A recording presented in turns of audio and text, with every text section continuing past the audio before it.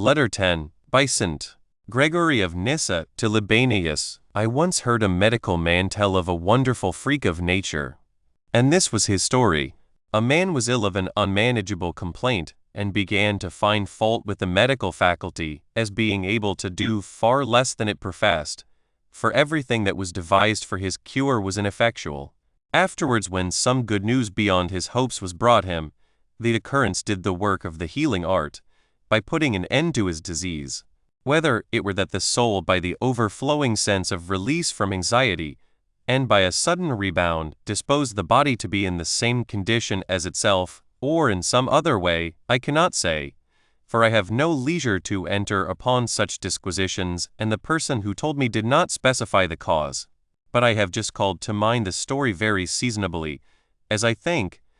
for when I was not as well as I could wish, now I need not tell you exactly the causes of all the worries which befell me from the time I was with you to the present, after someone told me all at once of the letter which had arrived from your unparalleled erudition. As soon as I got the epistle, and ran over what you had written, immediately, first my soul was affected in the same way, as though I had been proclaimed before all the world as the hero of most glorious achievements.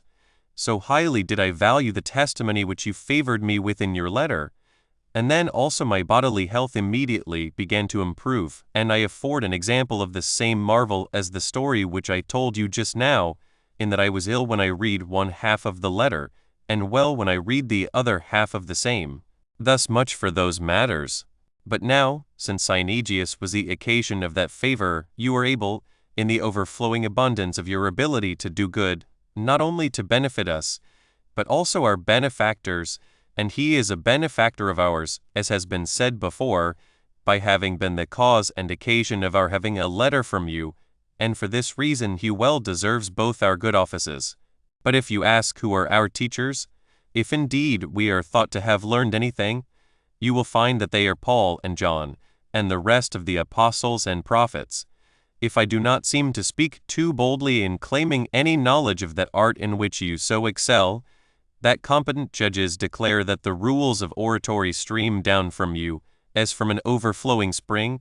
upon all who have any pretensions to excellence in that department. This I have heard the admirable Basil say to everybody, Basil,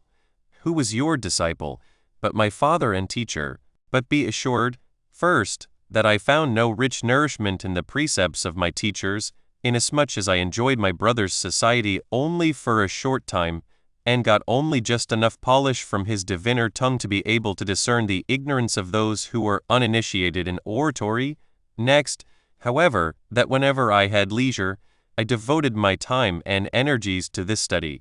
and so became enamored of your beauty, though I never yet obtained the object of my passion. If, then, on the one side we never had a teacher, which I deem to have been our case, and if on the other it is improper to suppose that the opinion which you entertain of us is other than the true one, nay, you are correct in your statement, and we are not quite contemptible in your judgment, give me leave to presume to attribute to you the cause of such proficiency as we may have attained. For if Basil was the author of our oratory, and if his wealth came from your treasures, then what we possess is yours, even though we received it through others. But if our attainments are scanty, so is the water in a jar, still it comes from the Nile.